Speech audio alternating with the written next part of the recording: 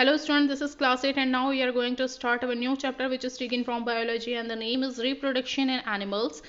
Students, in this chapter we discussed about the how the animals reproduce from same generation. Okay, so यहाँ पर हम लोग यही चीज़ें देखने वाले हैं. So let's begin from here. हम लोग ये देखेंगे स्टूडेंट्स कि जो प्लांट्स है वो कैसे रिप्रोडक्ट होते हैं. रिप्रोडक्ट मतलब होता है student the process by which living beings produce offspring or young ones of their own kinds, a sexual reproduction where the birds from on parent organisms deaths to form new organism. मतलब कि अगर in short language अगर हम लोग बोला जाए तो reproduction का मतलब वो होता है जहाँ पर एक ऑर्गेनिज्म में से दूसरा ऑर्गेनिज्म क्या होता है, जनरेट होता है, फ्यूज होता है, तो उसे ही बोला जाता है रिप्रोडक्शन. तो अब हम लोग देखने वाले हैं रिप्रोडक्शन इन एनिमल्स. अब एनिमल्स में हम लोग ह्यूमंस के बारे में पढ़ेंगे, प्लांट्स के बारे में भी पढ़ेंगे. ओके, तो ये सब चीज़ें हम लोग यहाँ पे डिस्कस करने वाले हैं. So let's begin from here. So look at here students, यहाँ पर क्या लिखा हुआ है, fish is used as a staple food in most parts of country. तो यहाँ पर यही लिखा गया है कि जो फिश है उसका एकदम वास्ट यूज़ किया जाता है ना. फिश के मतलब इंडिया का तो सेकंड रैंकिंग में नंबर आता है कि जो फूड मतलब कि एज अ फूड जहाँ पर बहुत ज़्यादा रिप्रोडक्शन किया जाता है, जहाँ पर जो फिश है उसका बहुत ज़्यादा यूज़ किया जाता है. जैसे कि आप लोग साउथ साइड में देख लो या बंगाल साइड में देख लो, तो कोलकाता साइड में देख लो, तो यहाँ पर जो फिश है वो स्टेपल फूड के रूप में बहुत ज़्यादा वास्ट यूज़ होता है. तो हम लोग ये देखते हैं कि जो फिश है क्या वो कभी ख़त्म नहीं होती हैं, किस तरीके से उसका रिप्रोडक्शन जो है वो पानी के अंदर में होता है. और इसमें से जो मोस्ट फेमस जो फिश है वो कौन सी है, कतला एंड रोहू, जो बहुत ज़्यादा वास्ट जिसका क्या होता है स्टूडेंट्स, रिप्रोडक्शन होता है ना. इसके बाद यहाँ पे आ जाते हैं लेट्स फाइंड आउट. अब देखिए यहाँ पर दो इमेजेस हमको बताई गई हैं. एक फीटस की है जहाँ पर एक जो बेबी है वो अपने फीटस के अंदर में है, तो इस तरीके से वो ग्रो होता है, किस तरीके से वो बनता है. एंड यहाँ पर एक एग बता दिया गया है जिसको जो हैचिंग हो रहा है, जो हैच होने के बाद यहाँ पे देखिए एक चूज़ा जो है वो यहाँ पर हमको नजर आ रहा है, एक स्मॉल जो बर्ड है वो यहाँ पे नजर आ रहा है. तो इस तरीके से दो डिफरेंट इमेजेस हैं. तो यहाँ पर हम लोग यही रिप्रोडक्शन के प्रोसेस देखने वाले हैं कि किस तरीके से उसकी प्रोसेस होती है, किस तरीके से जो बेबी है वो जनरेट होते हैं, बनते हैं. एग में से किस तरीके से होता है, एग से बेबी किस तरीके से जनरेट होते हैं. ओके तो डिफरेंट थिंग यहाँ पर हम लोग देखने वाले. तो यहाँ पर आता है फर्स्ट हमारा let's know about the reproduction, that what is reproduction. अब यहाँ पर एक इमेज दी गई है, जैसे कि यहाँ पे काऊ है, काऊ के साथ में डॉग दे दिया गया है, देन डॉग के साथ में एक किटन दे दिया गया है, यहाँ पर एक वुल्फ है, इसके साथ में अलग अलग हम लोग को यहाँ पे जो एनिमल है उसके साथ में अलग अलग उसके पेरेंट बता दिए गए हैं. अब यहाँ पर हमको ये बोला जा रहा है क्या ये पॉसिबल है कि cat give birth of a cat gives birth to calf, कि क्या जो कैट है वो एक काल्फ को बर्थ कर सकती है ना. ये देखो कैट के साथ में एक काल्फ है, फिर उसके साथ में और it's dog gives birth to kitten, क्या जो डॉग है वो किटन को बर्थ कर सकता है. Justify your response. क्या स्टूडेंट्स कभी ऐसा हो सकता है कि जो बिल्ली है वो कुत्ते को जन्म दे, है ना, ऐसा नहीं हो सकता. जो डॉग है वो बिल्ली को जन्म दे, ऐसा तो नहीं हो सकता. तो यहाँ पर वही इमेजेस को देख के हम लोग जस्टिफाई करेंगे, क्योंकि हमको तो पता है जो बिल्ली है, जो कैट है वो किटन को ही देगी, देन उससे एक बड़ी सी कैट बनेगी, है ना. तो यहाँ पर यही चीज़ बताई गई, मतलब कि एक रिप्रोडक्शन को समझाने का एक तरीका बताया गया है. All living beings produce young ones of their own kinds to ensure the continuity of life. Reproduction. Reproduction is the process by which living beings produce offspring or young ones of their own kind. Different organisms reproduce in different way. अब यहाँ पर यही बताया गया है भाई, इस तरीके से नहीं होता कि जो डॉग है वो किटन को बर्थ दे दे, जो कैट है वो डॉग को बर्थ दे दे, ऐसा नहीं होता. जो कैट है वो काफ को बर्थ करे, जन्म दे, ऐसा नहीं होता. तो यहाँ पर वही चीज़ बताई जा रही है कि इस तरीके से ऐसा कुछ नहीं होता है. ये जो रिप्रोडक्शन है कंटिन्यूटी लाइफ प्रोसेस होती है, जहाँ पर रिप्रोडक्शन के थ्रू जो पेरेंट ऑर्गेनिजम्स है वो अपने ही जैसे ऑर्गेनिज्म को क्या करता है, जन्म देता है. बट उन लोगों की जो प्रोसेस है वो ऑर्गेनिजम्स की रिप्रोडक्शन की वो डिफरेंट वे हो सकती है. तो यहाँ पर देखिए भाई मोड ऑफ रिप्रोडक्शन दिया गया है. Identify the mode of reproduction in the following cases. जैसे कि ईस्ट है, ईस्ट में किस तरीके से रिप्रोडक्शन होता है. स्पैगरा है, इसमें किस तरीके से रिप्रोडक्शन होता है. फ्रेंस है, मैंगो है, एप्पल है, किस तरीके से जो मैंगो एप्पल बनते हैं उसके अंदर सीड होते हैं, देन उसको हम लोग उसका जर्मिनेशन करते हैं, फिर उसमें से एक प्लांट निकलता है, फिर उस प्लांट जब बड़ा होता है, ट्री बनता है, देन उसमें से फ्रूट्स लगते हैं. तो यहाँ पर सब चीज़ों की रिप्रोडक्शन मतलब कि सेम रिप्रोडक्शन मतलब कि अपने ही जैसा दूसरा ऑर्गेनिज्म बनाना, उसी बोला जाता है रिप्रोडक्शन। तो एप्पल में से कैसे बनेगा भाई, उसकी प्रोसेस अलग होंगी, है ना। एक एप्पल में से दूसरा एप्पल कैसे बनेगा, उसका जो सीड है उसको हम लोग जर्मिनेशन करेंगे, सीड्स के अंदर सॉइल के अंदर डालेंगे, देन उसमें से एक बड़ा सा ट्री बनेगा, फिर उसमें से एक जो फ्रूट है उसमें लगेंगे, देन एप्पल में से एक तरीके से एप्पल हमको मिल गया। तो इसे बोला जाता है रिप्रोडक्शन की प्रोसेस। इसी तरीके से वो जो प्रोसेस है रिप्रोडक्शन की, वो ईस्ट में अलग होंगी, स्पैरो वगैरह में अलग होंगी, फ्रांस में अलग होंगी, है ना। तो डिफरेंट ये क्या होती है, रिप्रोडक्शन प्रोसेस होती है। Now come to the next slide. यहाँ पे लिखा हुआ है स्टूडेंट्स, जैसे कि प्लांट्स हो गया, there are 2 types of reproduction in animals, asexual and sexual reproduction. तो देखिए भाई यहाँ पे 2 टाइप की जो रिप्रोडक्शन है वो होते हैं, जिसमें बोला गया है सेक्सुअल और असेक्सुअल रिप्रोडक्शन। तो ये सेक्सुअल और असेक्सुअल रिप्रोडक्शन क्या होते हैं, इसे ही हम लोग यहाँ पे देखते हैं students. So in asexual reproduction a single organisms और वन पेरेंट, जहाँ पे ये बोला जाता है कि जिसके जो पेरेंट है वो वन रहते हैं, मतलब कि जहाँ पर सिंगल ऑर्गेनिजम्स होते हैं, वन पेरेंट्स इन्वॉल्व होता है उस प्रोसेस में रिप्रोडक्शन के लिए, उसे ही बोला जाता है असेक्सुअल रिप्रोडक्शन। ओके, जैसे कि a new individual is formed from the cells of the single parents. Asexual production produce offspring, offspring मतलब होता है वंशज, मतलब कि अपने जैसा ही दूसरा organism banana, that are the identical to the parents. It is the simplest form of reproduction in animals and mostly observed in unicellular organisms like amoeba, hydra, and multicellular organisms like the starfish and sponge. Budding and the binary fission are 2 types of asexual reproduction. Let us know about more about them. तो भाई यहाँ पर यही चीज होता है, asexual मतलब कि जिसमें से जो सेम ऑर्गेनिजम्स होता है, यूनिसेलुलर होते हैं, उसमें से दूसरा ऑर्गेनिज्म जब प्रोड्यूस होता है उसे ही बोला जाता है असेक्सुअल। उस प्रोसेस को बोला जाता है असेक्सुअल रिप्रोडक्शन। अब यहाँ पे एक बडिंग आ जाती है। बडिंग देखिए, बडिंग को सिंपल समझने के लिए मैं आपको ये बता देती हूँ। यहाँ पे एक इमेजेस दी गई है हाइड्रा की। देखिए ये हाइड्रा है, एक प्लांट है, इसमें से एक जो न्यू बर्ड है, मतलब हम लोग बोलते हैं ना प्लांट की जो बर्ड है वो निकल रही है। तो ये देखिए ये बर्ड इसमें से निकली, ये बर्ड जो है वो थोड़ी सी ग्रो हुई, फिर ये पूरी ग्रो होने के बाद ये इस प्लांट ने क्या कर दिया, अपने जो बेबी हाइड्रा है उसको अलग कर दिया। अब ये ग्रो होगा, इसके जैसे ये भी प्रोसेस फॉलो करेगा, जिसे बोला जाता है budding in hydra. So you have to read this para, and while the reading, if you will face any problem, any query, so you will ask me on the comment box. Okay, now I'm going to turn the page and come to the next plot, which is what do you mean by the fission? Fission मतलब होता है अपने में से ही दूसरा part अलग कर देना, जैसे कि हम लोग अमोबा में देखते हैं अक्सर स्टूडेंट्स। यहाँ पर क्या होता है, अमोबा जब अब इसको रिप्रोडक्शन करना है, इसको अपने जैसा एक दूसरा ऑर्गेनिज्म बनाना है, तो वो क्या करेगा, अपने ही पार्ट को क्या कर देगा, फिशन कर देगा, मतलब कि एक 2 पार्ट में डिवाइड कर देगा।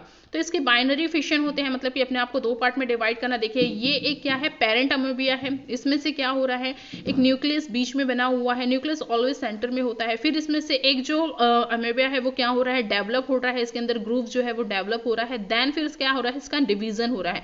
अब डिवीजन करने के बाद इसके 2 पार्ट क्या हो गए, 2 जो सेल है वो अलग अलग हो गए, मतलब कि एक अमोबिया रहा, ठीक है, उसके अंदर में क्या हो गया, जो न्यूक्लियस है वो ग्रो हुआ, ग्रो होने के बाद इसने अपना जो डॉटर सेल है, 2 डॉटर सेल, उसको क्या कर दिया, अलग कर दिया। तो इस तरीके से क्या होती है, बाइनरी फिशन होती है, किसमें, अमोबिया में। ओके, सो हम यहाँ पर क्या हो जाता है स्टूडेंट्स, यहाँ से आपका लेट्स ट्राई 1 शुरू हो जाता है। So I will send the question answers of let's try 1 on your group. Okay, now come to the next plot which is sexual reproduction. What is sexual? अभी हम लोग ने असेक्सुअल रिप्रोडक्शन पढ़ा था, अब यहाँ पे आ जाता है स्टूडेंट्स हमारे पास सेक्सुअल रिप्रोडक्शन। तो भाई सेक्सुअल रिप्रोडक्शन क्या होता है, इसे देखते हैं। तो in the sexual reproduction 2 adult parents of the opposite gender. देखिए सेक्सुअल रिप्रोडक्शन क्या था, अभी हमने जो असेक्सुअल रिप्रोडक्शन देखा था ना स्टूडेंट्स, इसमें सेम मतलब कि जो सेम जेंडर है, यस जो सेम ऑर्गेनिज्म है उसी में से दूसरा ऑर्गेनिज्म निकलता है। बट जो सेक्सुअल रिप्रोडक्शन है इसमें क्या होता है, 2 डिफरेंट ऑर्गेनिजम्स मिलते हैं, जैसे कि मेल और फीमेल, और उनके फ्यूजन से क्या होता है, उनके वो लोग जो दूसरा रिप्रोडक्शन मतलब कि अपने ही जैसा दूसरा जो ऑर्गेनिज्म है उसको रिप्रोड्यूस करते हैं। तो इसमें जो एग्जांपल्स हैं हम लोग दे सकते हैं, जैसे कि बर्ड्स हो गया, आपका बर्ड्स हो जाता है, ह्यूमंस हो जाता है, एनिमल्स, काफ़ी सारे एनिमल्स हो जाते हैं। तो इससे हम लोग लाइन वाइज लाइन पढ़ते हैं, then will get understand better. Okay, so in sexual reproduction two adult parent of the opposite gender. यहाँ पर क्या होता है, सेक्सुअल रिप्रोडक्शन में दो एडल्ट पेरेंट होते हैं और वो अपोजिट जेंडर के होना चाहिए, जैसे कि मेल हो गया और फीमेल हो गया, इसमें रिक्वायर्ड होता है। सो प्रोड्यूस्ड एन ऑफस्प्रिंग, मतलब कि इन्हीं के थ्रू क्या होता है, जो नया वंशज है वो रिप्रोड्यूस होता है। So most plants and animals including human beings, जैसे कि प्लांट्स हो गया, एनिमल्स हो गए, और इसमें ह्यूमन बींग को भी इंक्लूड किया जाता है, जिसके थ्रू क्या होता है, रिप्रोड्यूस सेक्सुअली होता है। So sexually reproduction produce offspring that have the characteristics of both parent but they are not complete identical of or to both parents. Okay, similar है, मतलब कि इसका जो मीनिंग है वो सिंपल सा है, यही कि इसमें जो दो अलग अलग क्या होने चाहिए, ऑर्गेनिजम्स होने चाहिए, दो अलग अलग जेंडर होने चाहिए, अपोजिट जेंडर होने चाहिए, किसमें, सेक्सुअल रिप्रोडक्शन में। और असेक्सुअल रिप्रोडक्शन में क्या होता है कि सिमिलर जेंडर में भी क्या हो जाता है, जो डॉटर सेल्स है वो क्या हो जाते हैं, डिफरेंट हो जाते हैं, या फिर न्यू प्लांट जो है वो ग्रो हो जाता है, बडिंग हो जाती है उसमें। ओके, तो यहाँ पर क्या दिया गया है भाई, देखिए, इन प्लांट स्टेमन, स्टेमन देखिए, स्टेमन जैसे मेल बोला जाता है, एंड पिस्टल जैसे जो फीमेल ऑर्गन होता है, are the male and female reproductive parts, ये मेल और फीमेल रिप्रोडक्टिव पार्ट्स हैं।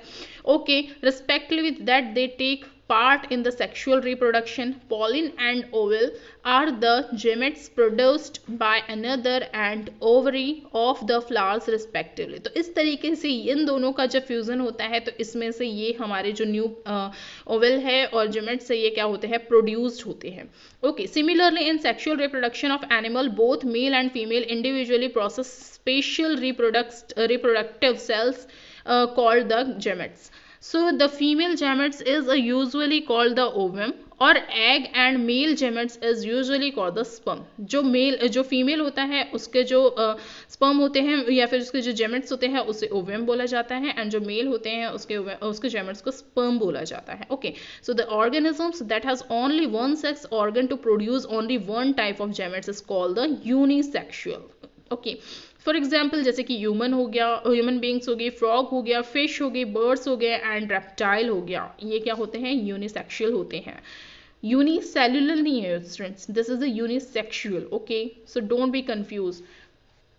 The organisms that have both types of sex organs are called the bisexual. हाँ स्टूडेंट देखिए, जिसमें एक ही सेक्सुअल ऑर्गन होता है उसे यूनिसेक्सुअल बोला जाता है, और जिसमें मतलब एक से ज़्यादा होते हैं, मोर देन वन होता है, उसे बायोसेक्सुअल ऑर्गन बोला जाता है। Okay, so remember this thing, ये आपके ऑब्जेक्टिव टाइप में या वन वर्ड में ये चीज़ आ सकती है। ओके, सो एग्जाम्पल जैसे कि अर्थवॉर्म होगा, हाइड्रा हो गया, लीच हो गया, ये सब क्या होते हैं स्टूडेंट्स, बायोसेक्सुअल एनिमल्स होते हैं। ओके, अब हम लोग देखते हैं फर्टिलाइजेशन। फर्टिलाइजेशन क्या होता है स्टूडेंट्स, फर्टिलाइजेशन होता है, देखिए यहाँ पर, the process of fusion of male and female gametes, जहाँ पर क्या होती है, जो प्रोसेस मतलब कि जहाँ पे मेल और फीमेल जेमेट जहाँ पे मिलते हैं तो उनके मिलने से जो रिप्रोडक्शन होता है उससे ही बोला जाता है फर्टिलाइजेशन। सो इन शॉर्ट आप लोग समझ गए होंगे कि फर्टिलाइजेशन क्या होता है, जहाँ पर फीमेल जेमेट्स यानी कि ओवम और मेल जेमेट्स स्पर्म, अगर ये जब फ्यूज होते हैं, ये जब मिलते हैं आपस में, तो इससे क्या बनता है, फर्टिलाइजेशन होता है, जैसे ही इस प्रोसेस को क्या बोला जाता है, फर्टिलाइजेशन प्रोसेस बोला जाता है। ओके, तो अब हम लोग आ जाते हैं नेक्स्ट टॉपिक में, जो है हमारा इंटरनल फर्टिलाइजेशन। अब इंटरनल फर्टिलाइजेशन क्या होता है, कुछ एनिमल्स इस तरीके से होते हैं जिसका जो फर्टिलाइजेशन है वो अंदर में होता है, मतलब कि जो बच्चा आप बोल सकते हो जो फिटस के अंदर में ग्रो होता है उसे बोलते हैं इंटरनल फर्टिलाइजेशन। जैसे कि आप लोगों ने देखा होगा जो ह्यूमन बींग्स है उसका जो बेबी है वो क्या होता है, माँ के अंदर में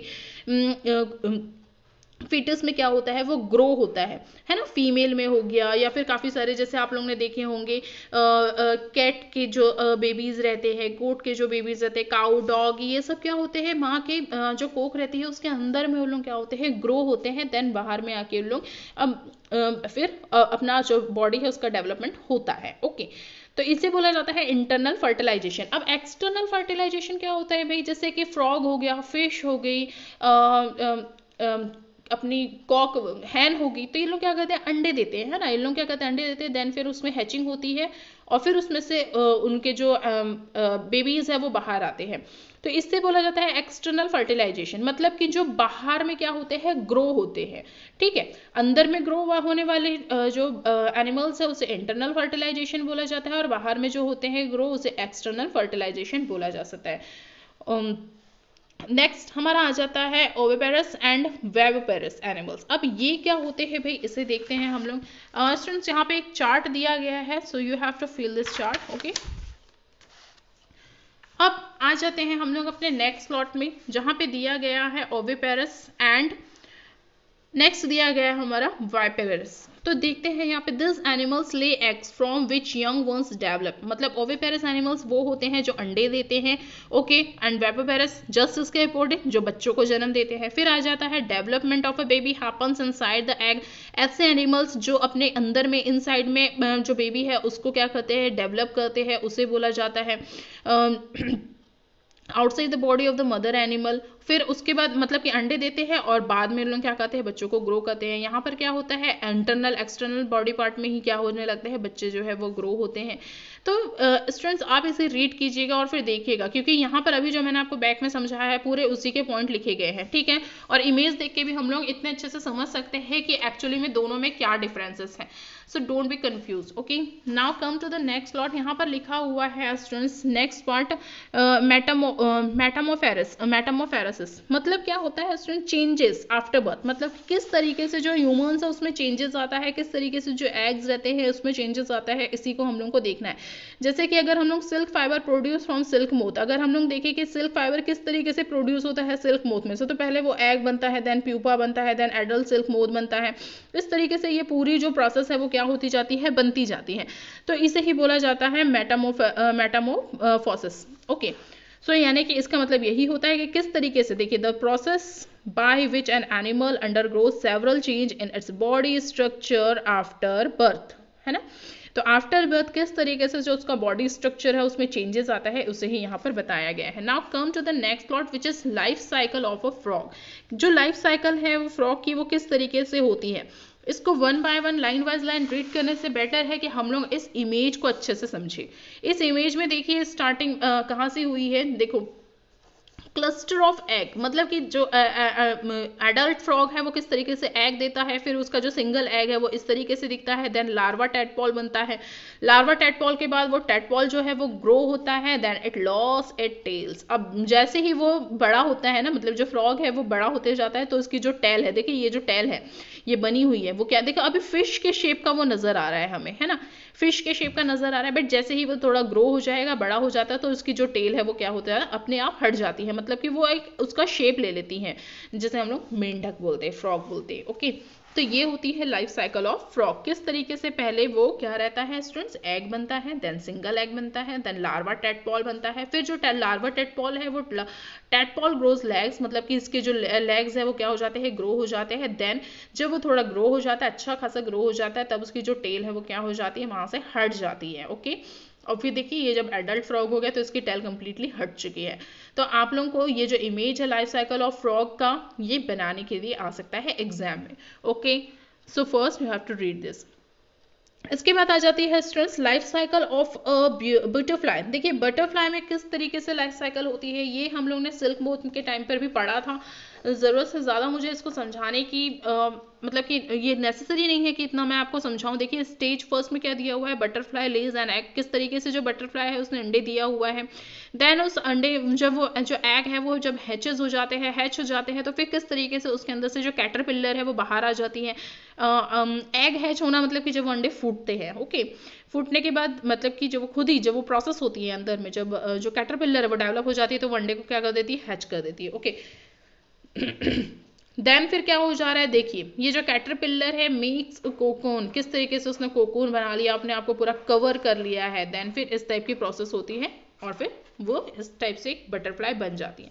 तो स्टूडेंट्स यहाँ पर हम लोग ने देखा life cycle of frog, life cycle of butterfly, फिर उसके बाद हम लोगों ने देखा विविपेरस क्या होती है एंड ओविपेरस क्या होता है। इसके पहले भी हम लोगों ने लॉट्स ऑफ थिंग देखी है जो इस चैप्टर को आगे बढ़ाने के लिए नेसेसरी है। So first you have to watch this video carefully and if you and if you face any problem, any query, so you have to mention on comment me. Okay, and I will provide the question answers on your group, and see you soon with the next part of this chapter. Till then, take care, bye bye.